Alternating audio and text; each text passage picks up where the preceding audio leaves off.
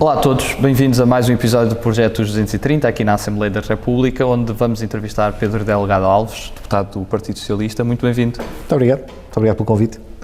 E começando a falar pelo seu percurso e já a parte mais recente, é presidente da Junta de Freguesia também do Lumiar. Quais é que são os grandes desafios que a Junta de Freguesia do Lumiar enfrenta e o que é que mudou desde que começou a exercer funções? Ora, vamos ver, de alguma maneira ela é uma freguesia que é um bom espelho da cidade, ou seja, é maior em termos de população, em termos de área também é que tem a área mais urbanizada, portanto não propriamente, não é o maior território porque o Benfica tem a mancha do Monsanto, a freguesia de Olivais tem o aeroporto e portanto são formalmente da freguesia, ocupam um espaço, mas a nossa tem uma área urbanizada, ou pelo menos urbanizável, muito grande. E depois é muito heterogénea, ou seja, encontramos no Lumiar praticamente uma reprodução, um espelho muito fiel dos grupos demográficos, sociais, etários da cidade de Lisboa. Portanto, é uma freguesia simultaneamente das mais jovens da cidade, portanto, em terceiro lugar a nível da população jovem, mas também é daquelas que em termos absolutos tem maior população acima dos 65 anos. Portanto, tem muitos desafios que partilha com a cidade quase por inteiro. E, efetivamente, as grandes questões são estas, ou seja, são as da gestão de um espaço grande, um espaço que manifestamente, enfim, já era grande antes da reforma administrativa, que juntou freguesias. Não foi ali o caso no Lumiar, porque já tinha essa escala, e é essa heterogeneidade e a dimensão ampla que nos gera os maiores desafios. Eles têm muito a ver com a gestão, por exemplo, do espaço público, da higiene urbana, porque é desde logo, muito populosa e, portanto, também com um grau de exigência significativo nesse domínio. E depois, tendo em conta estes perfis, as áreas do apoio à população sénior, por um lado, as áreas de apoio à educação, pelo outro. Ou seja, os dois públicos-alvo muito característicos e exigentes nesse domínio. Temos a vantagem de ter património, portanto temos ali uma zona recentemente requalificada no Paço do Lumiar, onde estão os museus nacionais, do teatro, do traje, onde há a Quinta do Monteiro Mor, portanto há uma componente também felizmente de vocação ambiental, mas é um bocadinho o desafio de juntar estas peças todas de grande diversidade. É uma freguesia muito antiga também, pode parecer que não, mas existe desde 1266, portanto nós até fazemos aqui algum spinning a dizer que é a freguesia mais antiga em existência contínua em Lisboa. Não é bem spinning, é verdade, porque as freguesias do centro histórico fundiram-se todas em 2013 e, portanto, a nossa é a única que continua ininterruptamente a existir desde o século XIII, mas, no fundo, é este desafio da escala, da dimensão. E temos também bairros municipais em número expressivo, o que implica também uma atenção muito particular às questões da habitação e às questões do apoio a essa população. Portanto, diria que é um microcosmos em que temos tudo o que em Lisboa é preciso fazer, encontramos no Lumiar. E por uma junta com uma dimensão tão grande, às vezes é mais desafiante essa proximidade? Ora bem, uma questão que se pode colocar é mesmo essa, ou seja, se uma freguesia com esta dimensão, se mantém a proximidade clássica que associamos ao trabalho autárquico. Evidentemente, enfim, num congresso da ANAF ou em conversa com um colega que é presidente de uma junta de freguesia no interior do país, onde os desafios são completamente diferentes, ou seja, porque o problema ali é perda de população muitas vezes, tem áreas muito grandes e afastamento, mas em que de facto a dimensão da proximidade permite ao presidente da junta conhecer, enfim, todos os seus 300, 400, 500, em alguns casos obviamente mais, mas 1000 eleitores. Quando estamos a falar de um território com 45 mil residentes, se fosse um município, era o 69º, com 38 mil eleitores, a proximidade é mais difícil de conseguir, mas isto, no fundo, é algo que todas as freguesias urbanas de grande dimensão, enfim, nas áreas metropolitanas, acabam por ter. Mas ainda assim, ela existe, ou seja, porque acho que eu costumo dizer que isto é um bocadinho com círculos concêntricos. Há um núcleo muito ativo de residentes que participa e vive muito ativamente a vida da freguesia, a vida local, são os que são, enfim, eleitos locais, são os que são membros das associações, dirigentes das associações, das coletividades, das associações desportivas, etc.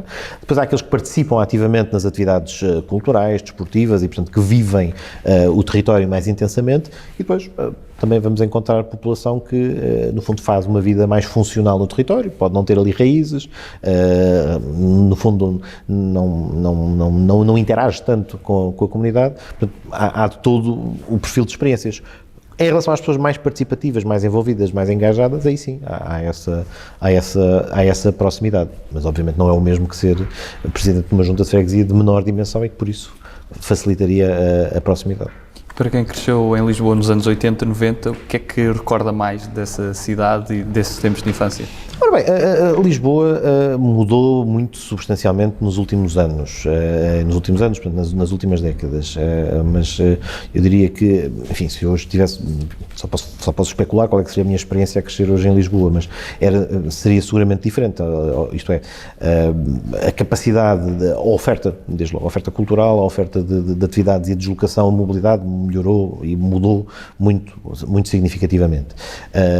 E isto é paradoxal porque, por um lado, também há uma maior oferta e maiores incentivos a ficar em casa, enfim, com as janelas de ocupação de tempo que as redes sociais e a informatização acabaram por trazer. Portanto, pode parecer paradoxal que no momento em que a cidade é mais fruível, no momento em que a cidade está mais disponível, mais aberta, mais amiga das pessoas, que seja também uma altura em que nem sempre se consegue ter a ideia de ir brincar para a rua ou de estar tranquilamente na rua, porque as prioridades eventualmente são outras, mas normalmente não dou muito para o peditório dizer agora, antigamente é que era, e as coisas agora são diferentes. Eu acho que cada momento tem as suas características e encontraria espaço hoje para fazer as coisas que fazia ia dizer há 20 anos, mas que é mais há 30 anos, quando estava no período escolar, portanto, mas a cidade é mais convidativa, ou seja, a cidade tem mais oferta e a cidade também está mais diversa naquilo que deixa para os residentes, se quisermos. E qual foi o momento nesse crescimento que pensou em estudar Direito? Vejamos, o direito não é assim, vejamos, não quer ser mau para o direito e dizer que não foi uma paixão, mas também não seria inteiramente verdadeiro se não dissesse que a minha preferência era outra, era a história, inicialmente, mas eventualmente o raciocínio sobre se o enquadramento profissional seria tão abrangente quanto o direito, porque o direito de facto é um curso de banda larga, no sentido em que permite várias opções profissionais, até permite, enfim, para quem quiser também mergulhar pela investigação e pela história, portanto não perder essa carruagem, mas eu acho que o direito surge talvez enfim, como digo, é aparentado da história, não sendo irmão gêmeo, não está no conjunto das ciências vizinhas, mas a dimensão argumentativa do debate talvez tenha sido motivante, sei lá, porque na escola também participava em atividades de public speaking e de debate, nem eram bem organizadas pela escola, a ponta ali era o British Council e outras instituições das quais depois até faço parte, falámos há bocadinho, a English Speaking Union, nomeadamente no que diz respeito ao public speaking, portanto, essa dimensão argumentativa, no fundo do debate, da troca de ideias, da troca de impressões, é capaz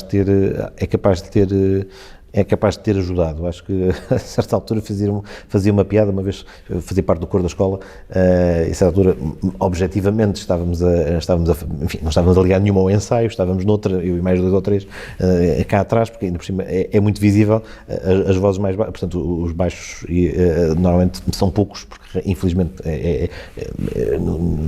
ainda por cima um coro de escola é o que há menos, e portanto, se estão a conversar em vez de estarem a ensaiar, nota-se logo.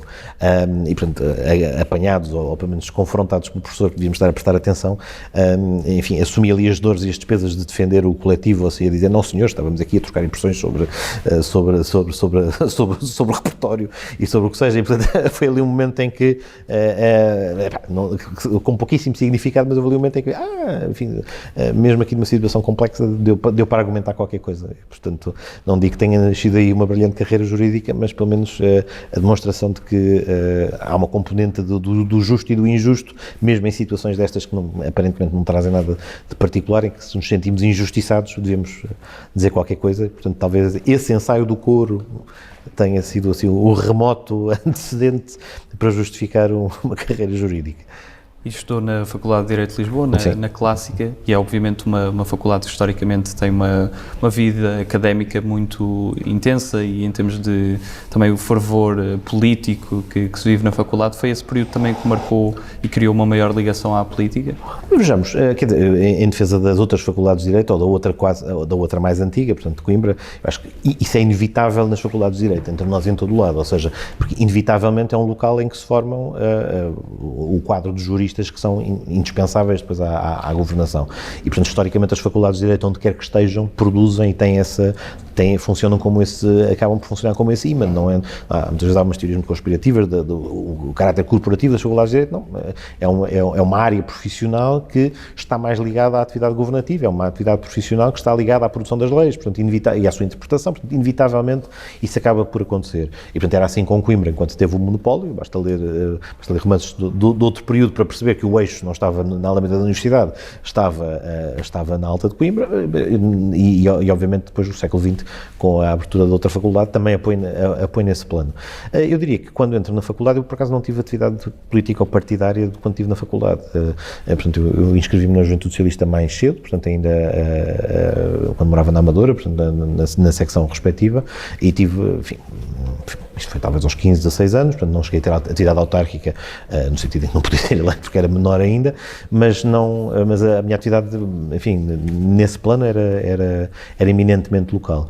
E na escola aí sim, ainda na escola alemã, ainda estive envolvido em lista de associação de estudantes e, portanto, na organização de atividades. Não ganhámos a eleição para a associação de estudantes, mas foi um envolvimento na vida, na gestão do dia-a-dia da escola. E depois na faculdade, de facto, foi apenas também nesse eixo, ou seja, eleições para os órgãos da faculdade, fui membro do Conselho Pedagógico, depois fui membro da Assembleia de Representantes e do Conselho Diretivo, fui candidato a presidente da Associação Académica e também não ganhamos as eleições. Costumo dizer, eu aprendo mais com as derrotas do que com as vitórias, aprendo imenso a perder umas eleições, mais até às vezes do que ganhar eleições, mas foi sempre na base do associativismo e, portanto, não chegou a ser do associativismo, porque não ganhamos as eleições, mas da vida da faculdade, dos órgãos, na gestão da escola, das questões pedagógicas, mais aí que tive atividade cívica, política, que também é, mas política educativa, de política de escola e por aí fora. Portanto, o reingresso, se quisermos, mais ativo em vida política ou partidária, isso talvez só a partir de 2006, 2007, 2006. E nessa vida partidária, o que é que o leva a escolher o Partido Socialista e não outro partido? Quer dizer, essa escolha, já vinha atrás, portanto, mas no fundo é afinidade ideológica, portanto, vem de um contexto familiar, em que o meu pai também é militante do Partido Socialista, o meu avô também, ambos, o pai tinha sido dirigente sindical, portanto havia ali um contexto, enfim, desta área política, de adesão a uma determinada visão de modelo de sociedade, no fundo, acaba por ser isso, e portanto isto pode parecer, talvez aos 16, aos 15 anos seja mais embrionário do que mais tarde, portanto uma pessoa também vai aprofundando a adesão ao quadro de valores das estruturas em que milita e também, enfim, quando uma pessoa vai mergulhando no funcionamento da sociedade, no detalhe, obviamente isso também confirma ou não as opções partidárias de juventude, que no meu caso confirmou claramente e, portanto, é uma questão de afinidade e proximidade ideológica e, portanto, no fundo, o Partido Socialista representa a área política com a qual tenho mais afinidade e, portanto, à qual, enfim, não subscrevendo integralmente, eu acho que nenhum militante de nenhum partido, se tiver são, subscreverá integralmente o programa do seu partido, isso é que seria estranho, porque, obviamente, uma pessoa terá sempre uma posição diferente em qualquer aspecto, mas aquele em que, maioritária e esmagadoramente, corresponda àquilo que penso sobre questões sociais de relevo, funcionamento da sociedade, qual é o seu grau de intervenção do Estado na economia, portanto, os temas da gestão da coisa pública, portanto, é muito menos, isto é, não tem nada de, para quem cresce em democracia, não tem nenhum dos desafios ou nenhuma das motivações que, eventualmente, quem adere a um partido num contexto de combate pela liberdade, em que isso é prioritário, está à frente das outras coisas todas e, portanto, aqui é bastante mais uma questão de alinhamento, se quisermos, programático, ideológico, obviamente com discordâncias, mas em que tudo somado, tudo dividido, acaba por ser a área política com a qual tenho mais identidade. E como é que está todo o percurso na Jota até ser secretário-geral? Ora, portanto, eu em 2006, como dizia, foi a altura em que retomei um bocadinho a atividade, não é um bocadinho, retomei mais intensamente a atividade na Juventude Socialista e depois também no PS. Fundamentalmente nessa altura integrei o secretariado do Pedro Nuno Santos, que era o secretário-geral, foi reeleito em 2006, eu fiz parte da equipa dele em 2006, e depois acompanhava as áreas de relações internacionais, também, se quisermos, a atividade legislativa, portanto, a JS também desenvolvia projetos e, portanto, também colaborei nessa área, mais na dimensão não é bem questões jurídicas, mas questões relacionadas com os direitos fundamentais. E depois no mandato seguinte, portanto, o Pedro Nuno fez o seu segundo mandato, foi o Duarte Cordeiro que foi reeleito, e portanto continuei também, mantendo mais ou menos as mesmas áreas, no fundo a coordenação política, se quisermos, desta questão das intervenções e do programa político, e também as relações internacionais, e portanto o regresso, mais ou menos, regresso em 2006 à atividade mais intensa, e depois essa participação a partir daí nesses dois secretariados nacionais de ambos, também ia participando também na esfera europeia, portanto também, enfim, fiz parte, fui membro do bureau da então ECOSI, que mudou de nome entretanto, a Organização Europeia dos Jovens Socialistas, agora chama-se YES, é muito mais clean, Young European Socialists, é muito mais fácil de vender, mas pronto, eu ainda sou de velha guarda quando aquilo se chamava ECOSI, fui vice-presidente da ECOSI também, e portanto, depois no final do mandato do Duarte, acabou por construiu-se o contexto em que decidi apresentar também uma candidatura a secretário-geral, portanto houve adesão e apoio, portanto de alguma maneira continuando a manter, se quisermos, os pontos-chave nessas temáticas que tinha antes, e portanto digamos, é inegável, com a afinidade programática e ideológica em relação a quem cujos secretariados tinha integrado, portanto foi acontecendo, se quisermos, mas teve a ver, de facto, com a assunção de responsabilidades nesses dois mandatos, e depois, em 2010, portanto, já na saída do Duarte, quando me candidatei a secretário-geral. E tendo esta experiência como líder de uma juventude partidária, sente que ainda há muito o desafio das pessoas se ligarem cada vez mais das juventudes, e há também algum preconceito? Vejamos, há muitas coisas e bastante complexas, e no fundo, no momento em que gostamos de informação simples e narrativas simplistas, as juventudes partidárias, de facto, padecem do facto de levarem na cabeça, por força de muitos preconceitos e ideias previamente estabelecidas, em que se desvaloriza muito do outro trabalho que se faz, e, portanto, é fácil uma narrativa muito assente na lógica de que dali, digamos, a acusação principal é de ali temos pessoas com pouca experiência porque são jovens e que depois assumem funções de responsabilidade, e, portanto, isto aqui é um desvirtuar do que deve ser, digamos, o funcionamento meritocrático do acesso a cargos públicos. Portanto, isto é a narrativa principal.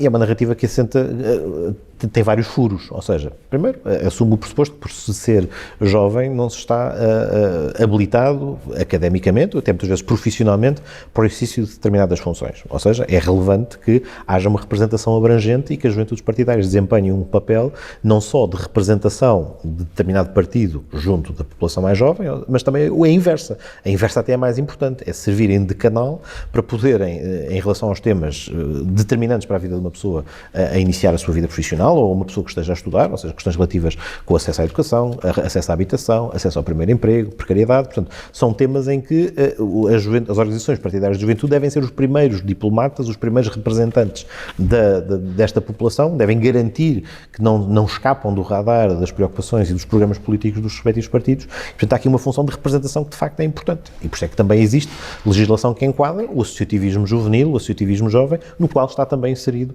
as organizações de juventude. Mas o facto de serem jovens não significa que não haja habilitações. Depois, por outro lado, há também a ideia, muitas vezes, enfim, esta tem sido talvez a que em anos mais recentes mais tenha circulado, é a ideia de que, bom, os gabinetes dos membros do governo ou a proximidade do poder está cheio de pessoas que têm percursos nas organizações de juventude. Ora, mas se formos ver efetivamente quais são as funções desempenhadas e qual é o perfil de atividades desempenhadas, enfim, é aquilo que nas democracias comparáveis à nossa, democracias maduras com as nossas, também encontramos precisamente pessoas nas mesmas faixas etárias, cuja dedicação, cujo tempo, cuja ausência de vida familiar ainda as torna potenciais candidatos para o exercício de determinadas funções que são muito exigentes da perspectiva da gestão do gabinete, da perspectiva de gestão de uma agenda, da perspectiva de acompanhamento político e de assessoria política, que muitas vezes é desempenhada por quem é mais júnior do que quem é mais sénior. E, portanto, a nuvem que se constrói, a narrativa que se constrói de alguma maneira colocar tudo debaixo do mesmo chapéu e poder anatomizar tudo ao mesmo tempo, é negativa. Assim como é negativa a narrativa que faz o mesmo em relação aos partidos, em que vê necessariamente um problema no funcionamento dos partidos, indissociável e estrutural. Dito tudo isto, não significa que os partidos, as organizações de juventude, as instituições da República não funcionem também mal e não sejam muitas vezes também ocupadas por titulares que não são as melhores pessoas para as desempenhar. E, portanto, reconhecer que não há um problema de princípio com as organizações não significa dizer que, obviamente, pontualmente não encontramos problemas da parte de quem as integra. E, portanto, isso é como em qualquer organização, em qualquer estrutura feita por pessoas, por seres humanos, que são falíveis, cometem erros e também não são perfeitas. E, portanto, necessariamente, não vem drama nenhum ao mundo também reconhecer que às vezes as coisas não correm bem e há bons e maus exemplos.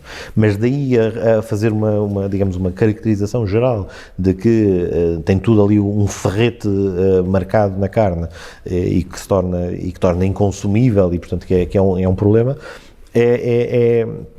é isso em si mesmo um problema, porque depois também desincentiva as pessoas em querer participar nos partidos, em querer militar nos partidos ou nas organizações de juventude, porque não quer estar associada à exposição, ao tipo de, enfim, se circularmos então as redes sociais, ao tipo de insulto, ao tipo de anátema que lhes é junto. E, portanto, torna difícil também mobilizar mais pessoas para participar. E uma pessoa que pode ter uma possibilidade de ter uma vida profissional, não ter que se chatear chatear no sentido de ter que estar sujeito à chatice da exposição e do desgaste desta atividade, tendo que optar, nem toda a gente tem uma dedicação de serviço público que leva a dizer, bom, agora tenho que fazer isto também, porque é importante que também aqui estejamos a fazê-lo. E isso pode ser um problema estrutural para os regimes democráticos, quando os cidadãos deixam de participar em instituições que, apesar de tudo, são importantes para a formação da vontade. Os partidos são importantes porque permitem, precisamente aquilo que eu dizia há bocadinho, as pessoas que têm afinidade ideológica e de ideias poderem juntar-se no mesmo espaço, discutir ideias e apresentar programas que colocam à consideração dos cidadãos. Se perde este fio, se as coisas se tornam laças e se deixa de haver identidade ideológica, programática dos partidos, na verdade, no fundo corre-se o risco de se transformarem em massas indistintas e isso abre um caminho para abre um caminho para o populismo, abre caminho para a não concretização de escolha para as pessoas já não terem uma percepção clara do que é que lhes é apresentado e quais são de que têm opções e que podem exercê-las. E tendo também essa experiência de lecionar aulas de Direito e essa vertente académica, quais é que são os maiores desafios, nomeadamente trabalhando na área de Direito Constitucional, de ver aqui o que acontece na prática e depois também ensinar um pouco da teoria? Há uma velha máxima, há uma frase que acho que se atribui ao Bismarck, mas não é do Bismarck, que há duas coisas que as pessoas não deviam saber como são feitas, que são as leis e as salsichas. E, portanto, de facto, estar na fábrica de salsichas, com o devido respeito, ou seja, estar na linha de produção dos atos legislativos, que há coisas que uma pessoa preferiria não saber porque não corresponde à prática àquilo que teoricamente, enfim, extrapolamos da leitura da norma, da leitura dos manuais e de quem os interpreta. Ou seja, não quero com isto dizer que o que se esteja a fazer ou que o que se faça na dita linha de montagem esteja necessariamente errado. Ou seja, há muitas mais nuances e muito mais detalhe no trabalho legislativo e no trabalho parlamentar que quando dou aulas de Direito Constitucional de primeiro ano, que é precisamente quando se dá a atividade legislativa, enfim, não só não há tempo para dar, como já vai um grau de pormenor que é reservado para quem depois tem que ter a mão na massa. Ou seja, o grau de desenvolvimento do conhecimento de direito parlamentar que uma pessoa tem que adquirir ou vai adquirindo por osmose ou por estudo quando está a fazer trabalho parlamentar é muito superior àquilo que é necessário num primeiro ano de curso de Direito e, portanto, porque obviamente as ferramentas para um aluno de primeiro ano de Direito não precisam de tantas ferramentas para aquilo que depois vão utilizar e vão precisar do Direito Constitucional. É mais importante para um aluno de Direito uma boa preparação, ou melhor, do universo do Direito Constitucional, é mais importante para um aluno que sai de uma faculdade um bom domínio de direitos fundamentais ou de fiscalização da constitucionalidade do que propriamente do processo legislativo. É importante, evidentemente, perceber a dinâmica de funcionamento do sistema, mas eu diria que a aposta, por exemplo, naquilo que depois pode ter impacto na vida profissional direta ou na vida, seja enquanto advogado, seja enquanto jurista da administração pública, acabam por ser outras áreas do direito constitucional, com ênfase em particular nestas. Mas, obviamente, é uma relação de diálogo entre o que faço de manhã ou faço às segundas-feiras de manhã, que é dar aulas, e depois a parte da tarde. Ou seja, e desde logo dá uma vantagem muito grande, uma pessoa tem muito bem presentes os exemplos de todas as coisas. Ou seja, quando se está a estudar as maiorias de aprovação das leis orgânicas ou o exemplo de que uma votação na especialidade tem uma determinada maioria, a votação na final global tem outra, enfim, não tenho que estar a imaginar exemplos, a desenhar hipóteses académicas na cabeça, porque me lembro daquelas que eram as da semana passada, ou portanto, nesse sentido, é enriquecedor a componente de experiência prática.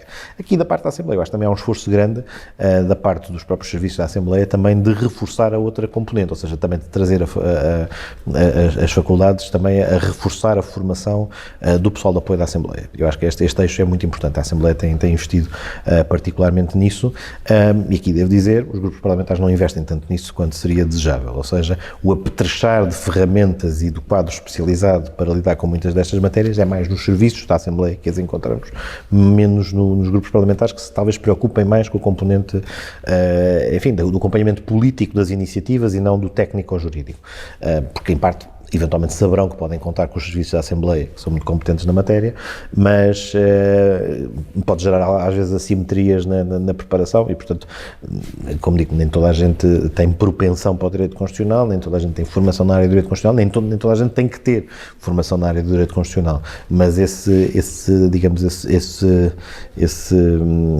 ação de formação-choque para o deputado caloiro, acho que não era mau. Recordo-me que há uns anos, não é do meu tempo, já é de antes de eu cá estar, a deputada Helena Roseta fazia uma ação de boas-vindas em que, entre outras coisas, tentava dar nota do funcionamento das fases do procedimento legislativo, como navegar as muitas tarefas de um deputado na Assembleia da República. Numa altura em que as tarefas até eram menos do que são hoje, porque, entretanto, várias coisas que a Assembleia faz foram aumentando os focos de atenção, desde as petições ao acompanhamento das iniciativas europeias, ao número de audiências e audições que têm lugar.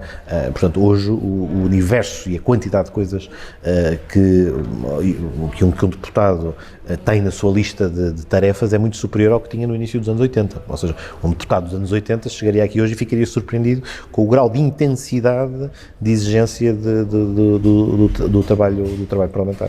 E quais é que foram os momentos mais marcantes vividos aqui na Assembleia? Aqui, enfim, tem variado tem havido tudo um pouco, ou seja, eu não me parecendo. Hoje é dia 1 de junho, não sei se... 1 de junho.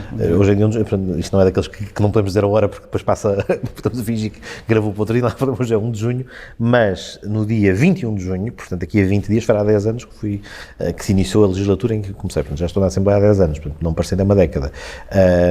Portanto, uma década em que, há alguns anos como membro de um partido da oposição, jamais, portanto, 6 como membro do partido que apoia ao governo, portanto, há de tudo um pouco. Eu acho que a experiência desde logo, quando se está na oposição, tem-se mais margem para apresentar iniciativas legislativas, ou seja, porque, se quisermos, não há o espartilho de ter que ser compatível com o programa do governo, portanto, pode-se apresentar mais, mas a probabilidade de ser aprovada é nula ou muito diminuta.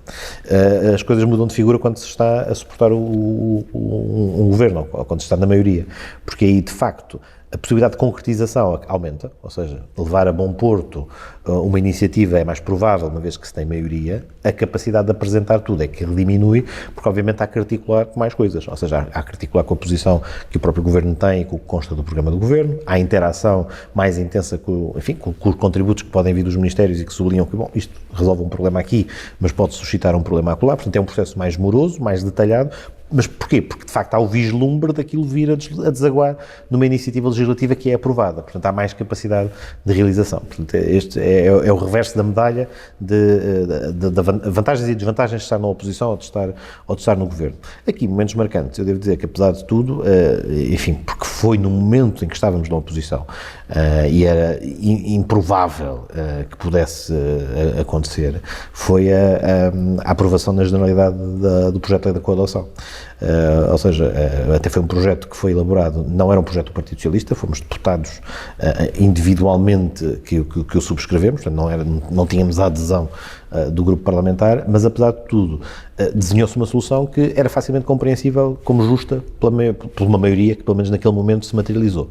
É verdade que depois na especialidade fizemos longuíssimas audições e depois na votação final global acabou por, enfim, as ausências que naquele dia também terão contribuído para que tivesse passado acabaram por chumbar a iniciativa, mas de facto foi de alguma maneira demonstrativo que no Parlamento há margem para iniciativas fora do espaço dos próprios grupos parlamentares e na altura até era um grupo parlamentar da oposição que não deveria ter tido esta resistência a um tema que correspondia à matriz do PS. Felizmente depois o PS abraçou o tema não só da coadoção, mas da adoção plena, e portanto tudo isto ficou resolvido em 2016 com iniciativas do PS, isto, a PMA e outras coisas.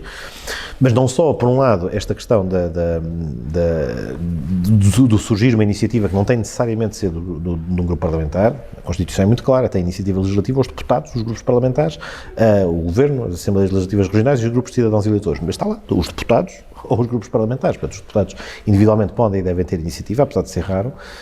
E depois, de facto, ter-se gerado um contexto em que houve partidos suficientes a darem margem de liberdade de voto para haver um resultado positivo. E, portanto, houve quem no PS também não tivesse acompanhado favoravelmente, mas do lado de outras forças políticas, designadamente do PS, houve vários deputados que a votaram favoravelmente. E, portanto, isso é refrescante e, no fundo, ajuda um pouco a contrariar a ideia de que os grupos parlamentares são filiais ou são delegações ou são secções dos respectivos partidos que obedecem apenas a ordens que vêm de cima. Mas, como digo, uma andorinha não faz a primavera. Portanto, eu coleciono uma dúzia de exemplos em 10 anos, portanto, não vai muito para lá disso, mas, por outro lado, apesar de tudo, sendo uma democracia representativa em que os partidos é que vão a votos e as pessoas votam nos programas dos partidos, também não deve ser visto como tão anormal quanto isso, que haja tendencialmente coesão dentro dos grupos parlamentares, porque isso também é a forma de fazer corresponder à vontade dos eleitores, porque os eleitores, enfim, nós temos que, pelo menos, podemos achar depois na prática, os eleitores não são todos igualmente criteriosos, não vão todos ler os programas de todos os partidos e compará-los, mas temos que assumir, temos que dar esse salto de fé de que, de facto, os eleitores, quando exercem o seu direito de voto, se informaram sobre as posições políticas dos partidos e, portanto, respeitar a posição dos eleitores é também, em relação àquilo que constava dos programas eleitorais, salvo casos excepcionais de questões de consciência ou outras afins, haver razoável coesão dentro dos grupos parlamentares. Mas, como digo, com bom senso e equilíbrio entre as duas coisas. Portanto, eu selecionava,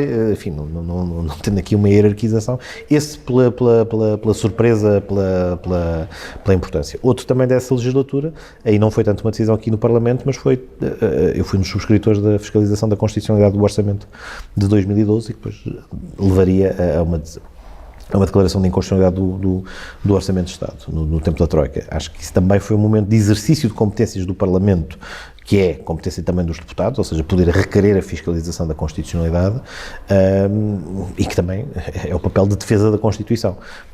Muitas pessoas discordarão da decisão do Tribunal, até, mais uma vez, no meu partido, na altura, havia quem discordasse que se devia ter pedido a fiscalização, devia-se ter deixado de seguir e não abrir essa frente de dificuldade, mas também foi muito importante que tenha havido um momento em que o Tribunal Constitucional veio dizer, mesmo em momento de austeridade, há regras que não podem ser distorcidas, não se podem passar com um rolo compressor por cima. E essa nota, em momentos de crise, em momentos de exceção, foi particularmente importante. E pronto, como há duas sem três, e para dar uma terceira, inevitavelmente, em 10 anos de vida parlamentar, o que estamos a viver. Ou seja, os estados de emergência sucessivos do ano passado, a excepcionalidade e a urgência que mobilizou o Parlamento para nunca ter deixado de funcionar. Eu acho que é importante, nem todos os parlamentos afetados pela pandemia fizeram o mesmo, ou seja, nem todos mantiveram sessões com publicidade e com visibilidade. Eu acho que isso foi muito importante para dar nota de que, apesar de podermos estar em estado de exceção, a ordem constitucional mantém-se, as regras constitucionais mantêm-se, a competência da Assembleia Representativa dos Portugueses mantém-se e está em funcionamento. Obrigou às vezes a maratonas de aprovação de legislação de apoio às pessoas ou de suspensão de prazos judiciais ou outras em prazo recorde, em tempo recorde. Obviamente muitas vezes há pressa, bem sabemos tudo isso, mas eu acho que o Parlamento passa, se quisermos, o teste da pandemia e o teste do estado de emergência, afirmando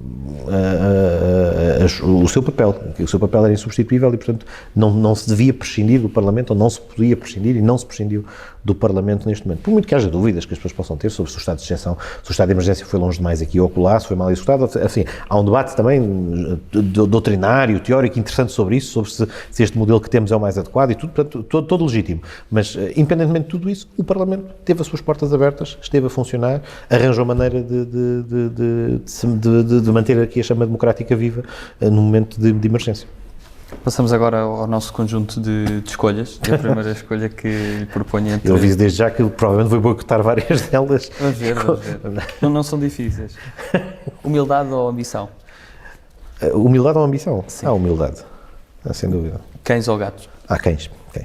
Essa é fácil. Segurança ou liberdade? Liberdade. Mas, aqui eu vou boicotar um bocadinho, mas liberdade sem segurança também não garante a liberdade, mas, enfim, eu podia fazer aqui o disclaimer. Estas respostas são intencionalmente manicaístas e redutoras e não refletem a complexidade da pergunta colocada, mas perante a questão liberdade. Macron ou Pedro Sánchez? Pedro Sánchez. Direito constitucional ou administrativo? Direito constitucional. Havia uma frase que dizia: o direito constitucional passa, o direito administrativo fica, mas não, isso era noutros tempos. O direito constitucional, primeiro, sem dúvida. Campo ou cidade?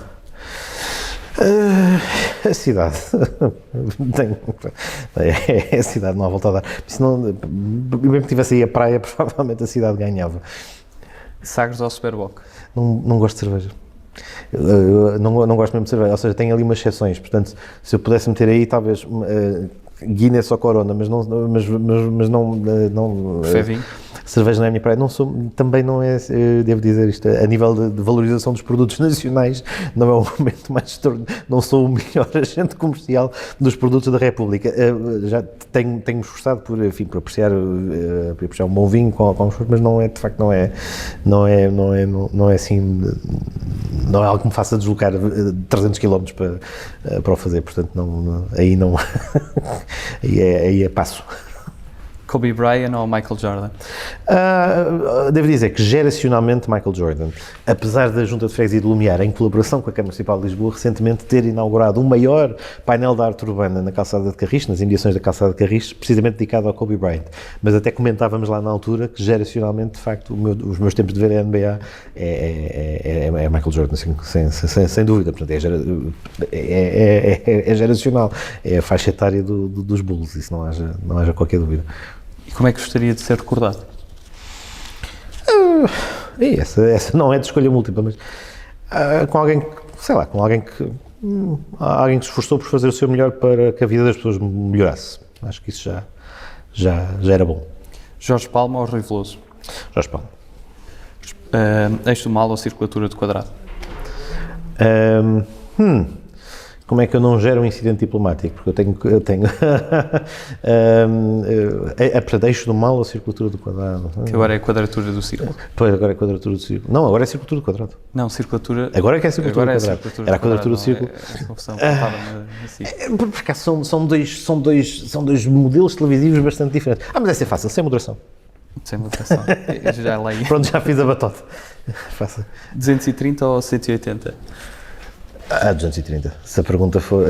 Entre o número de deputados? 230, sem qualquer dúvida. Isto é, vejamos, entre 230 e 220, ou 230 e 225, 230 e 217, porque estamos a falar do sistema eleitoral e da configuração, enfim, aí não cai o Carmo e a Trindade, porque pode depender da forma como está feito o sistema. Agora, 180, portanto, número mínimo de deputados que a Constituição prevê, levanta um problema de representatividade.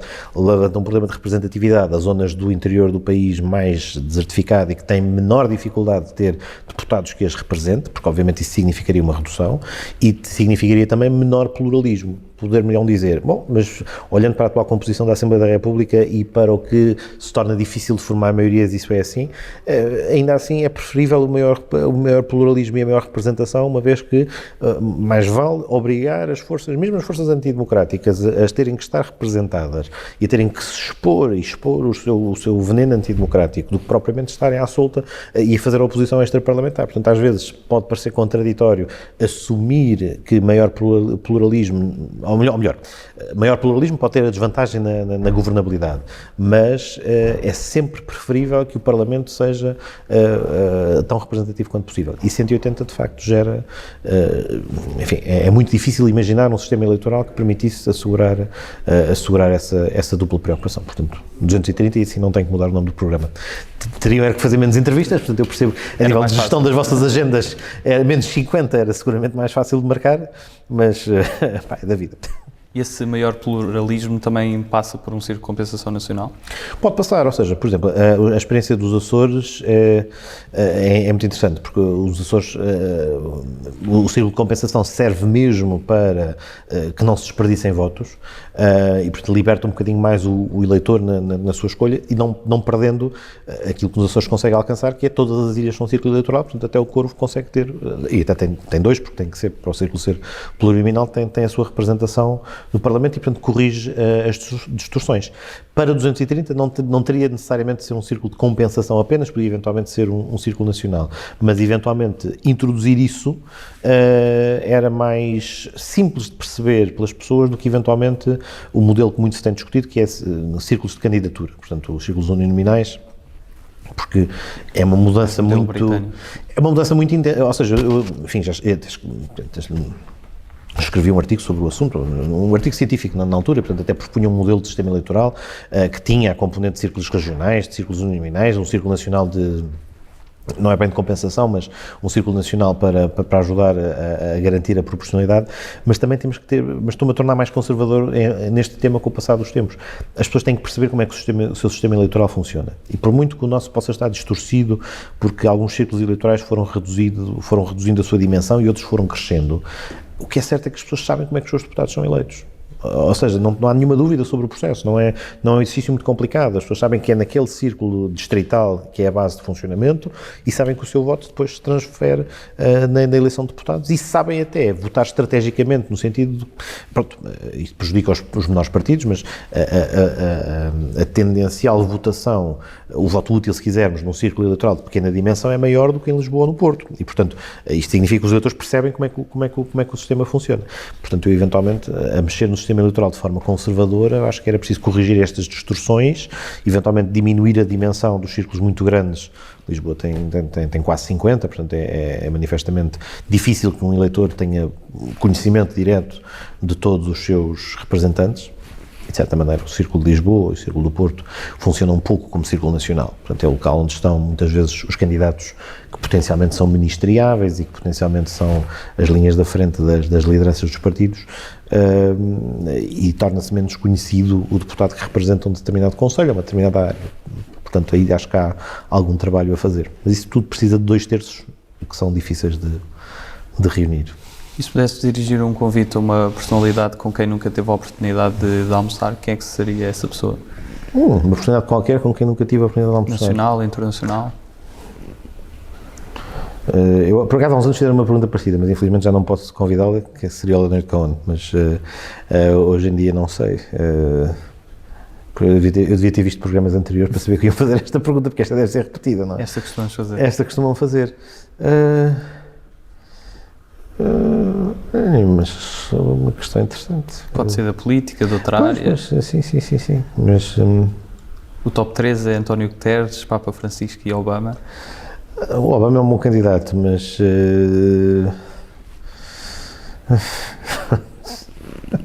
devia ter refletido mais sobre esta. Devia ter. Querem uma resposta surpreendente com a chanceler Angela Merkel. Então, por acaso também tem... Mas não da minha área. Mas não deve ser da minha área. Mas confesso que seria um almoço interessante. E qual é que seria a primeira pergunta? Qual é que seria a primeira pergunta? É interessante, por acaso, não era mesmo provocação ter escolhido a chanceler Merkel, porque eu acho que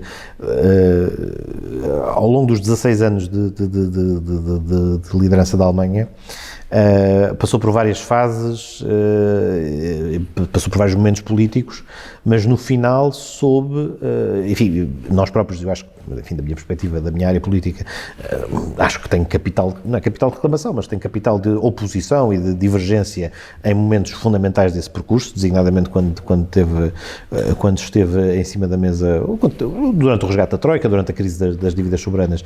Acho que, de facto, a Alemanha não esteve sempre à altura do papel que veio desempenhar a seguir com a crise dos refugiados, em que assumiu uma liderança do projeto europeu e uma liderança até de uma determinada dimensão acho que a palavra é mesmo nem é dignidade, é mesmo de justiça, ou seja, o reconhecimento de certos valores fundamentais partilhados por várias áreas políticas estavam a ficar sem liderança e, podem eventualmente ficar sem liderança a partir de setembro. Portanto, valores de humanidade que estiveram na linha da frente. Não sei por onde é que começava a conversa, qual é que seria a pergunta, mas nestes 16 anos de longevidade política, que teve vários, enfim, formou governos com liberais, formou governos com sociais-democratas, elegeu presidentes da Alemanha até com o apoio dos verdes, portanto um xadrez muito diversificado.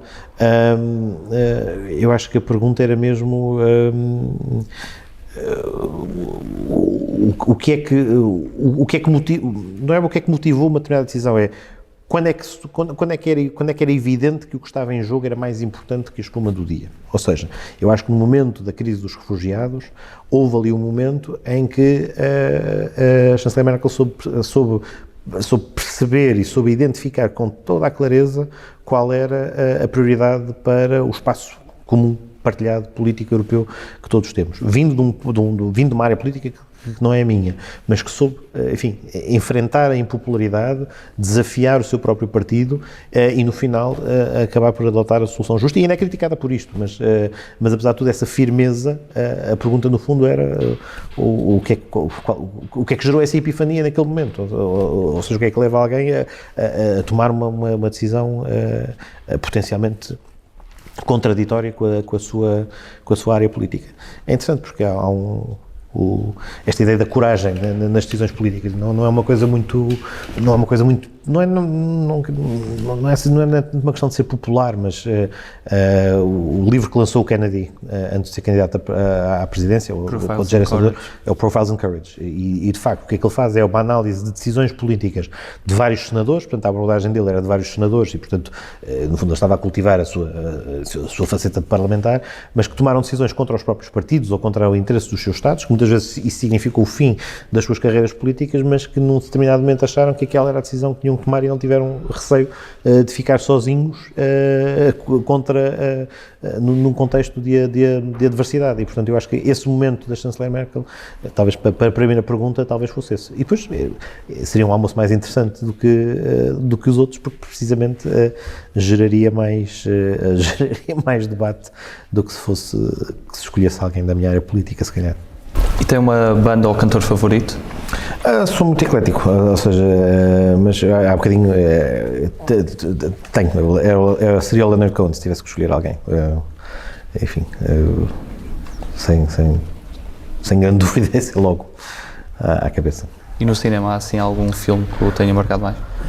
No cinema, eu acho que, mais uma vez, muitas vezes tem a ver com, são coisas geracionais. Eu acho que para pessoas da minha idade, da minha geração, há ali um clássico, isto é, torna-se um clássico, acho que é muito geracional, mas acho que ninguém da minha geração passa incólume pelo Clube dos Poetas Mortos. Portanto, eu acho que é a vários níveis, portanto, é ao nível da valorização do pensamento individual, da liberdade crítica, da liberação, acho que é ali um elemento de caras, mas, enfim, seriam aos pontapés os bons títulos e as boas referências, mas a pergunta talvez não seja filme favorito, mas um filme que marca muito num determinado momento formativo, e esse, sem dúvida, acabava por escolhê-lo. Há outros, enfim, há um filme também, esse talvez mais político, quer dizer, o Clube dos Poetas Mortos é bastante político, tem muito a ver com uma determinada dimensão da valorização da pessoa individualmente, mas há um outro filme que gosto muito, que é um filme de um realizador inglês sobre a Guerra Civil Espanhola, Terra e Liberdade, do Ken Loach,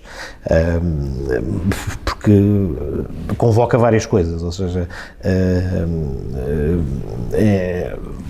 por um lado, um contexto de guerra civil e revolucionário em que é fácil identificar e aderir a um dos lados, claramente, o lado republicano, o lado da defesa da República, mas depois também não deixa de assinalar as contradições e as dificuldades do campo republicano e, portanto, na complexidade é um perfil, é dos melhores filmes sobre a Guerra Civil Espanhola.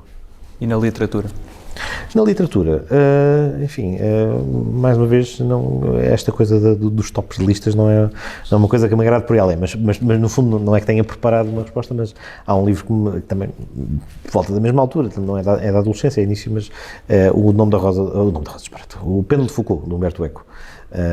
O Pêndulo de Foucault, de Humberto Eco, é sem dúvida, enfim, não é que tenha sido lido coletivamente, mas fomos várias pessoas que éramos colegas na escola ao mesmo tempo, lemos todos o livro ao mesmo tempo e, portanto, é de facto muito desafiante, porque é simultaneamente sobre interpretação e também sobre a procura de criar um sentido a partir de determinadas narrativas e, portanto, se tivesse que escolher um livro favorito era o Pêndulo de Foucault. É talvez dos poucos que tenha lido 2 vezes, portanto, normalmente leio um livro, portanto, o tempo também não é assim muito por aí além, portanto, não dá para andar sempre a reler, mas o Pêndulo de Foucault por acaso li 2 vezes. Passamos a um conjunto de palavras soltas e peço que me diga numa ou em poucas palavras o que é que associa a cada uma destas palavras ou conjunto de palavras. A primeira, que é um conjunto... Isto é parte do teste psicotécnico, não é? É quase, aquelas análises que fazemos. Sem moderação. Boa disposição. Máquina partidária. Trituradora. Disciplina de religião e moral. Optativa. Autárquicas. Responsabilidade. Troika.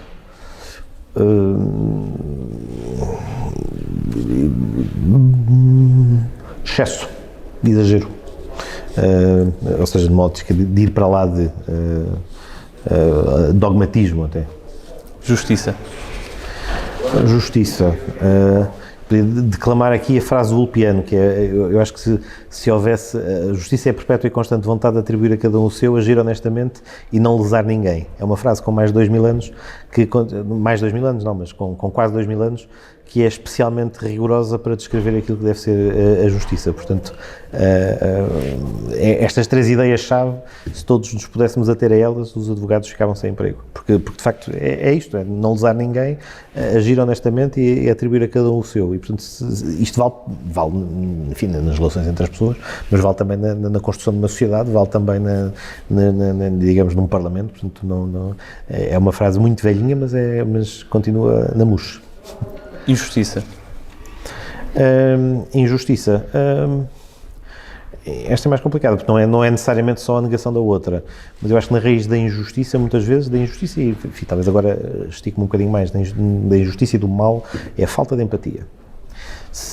Quando há falta de empatia, regra geral, a pessoa que está a não ser empática, a não perceber o outro, a não se colocar no local do outro, está a começar a dar os passos para no fim, o produto final ser injusto.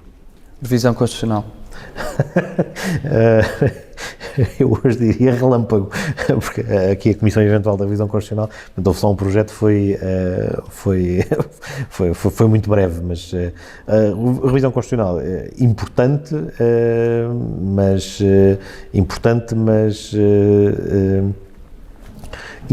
mas carece de ponderação e, portanto, carece de reflexão. Portanto, nesse sentido, o relâmpago é só a descrição deste último processo, mas, porque foi muito rápido, de facto. Mas, de facto, é importante, mas deve ser objeto de reflexão e de ponderação. Panteão. Panteão. Por acaso venho de uma reunião sobre, precisamente, honras de Panteão a Aristides Sousa Mendes. Mas Panteão, a palavra-chave aí é memória. Ou seja, o Panteão é um local onde a comunidade e a coletividade reflete através das pessoas que lá estão, homenageadas, sepultadas ou através de outra via, sobre quais são os seus valores e o que é que quer projetar. E é necessariamente também um sítio de contradições, porque, como eu dizia, como analisámos, assim como estamos a preparar honras de Panteão para Aristides Sousa Mendes, louvando o seu trabalho e a sua vida e a salvação de dezenas de milhares de pessoas, também temos 2 salas ao lado, continuaremos a ter a urna do General Carmona, que no fundo inaugurou o Estado Novo e inaugurou o processo de ditadura de 48 anos. Portanto, também há contradição no Panteão e isso também faz parte da memória, porque a memória também é contraditória. Cavalo de Troia. Cavalo de Troia.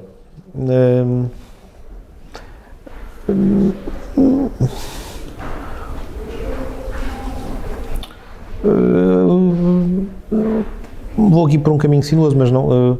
populismo é um cavalo de Troia dentro da democracia, ou seja, permite que se escondam os gregos coitados, não têm culpa, mas permite que as forças invasoras se escondam dentro do populismo, entrem dentro do reduto da Troia democrática e depois, durante a noite, criem uma emboscada e uma cilada às instituições democráticas. Portanto, hoje, o principal cavalo de Troia que nos ameaça é o populismo. Autocrítica. é indispensável e escassa, ou seja, indispensável individual e coletivamente. E eu acho que não temos tradição de autocrítica no bom sentido, ou seja, não é autocrítica numa lógica da Revolução Cultural Chinesa, é autocrítica forçada, não, é pessoas refletirem sobre as coisas que fazem bem e que fazem mal. Somos todos seres humanos, falhamos e, portanto, se não reconhecemos que falhamos, não fazemos melhor da próxima, não evitamos o erro da próxima. Portanto, eu acho que é indispensável, mas infelizmente rara. E se pudesse resumir Portugal numa palavra, que palavra seria?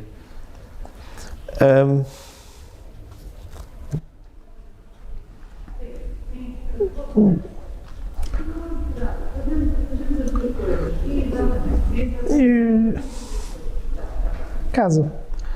Ou seja, eu acho que nada torna os portugueses melhores ou piores que os outros. E o facto de sermos portugueses, espanhóis, russos, é uma circunstância do sítio onde nascemos.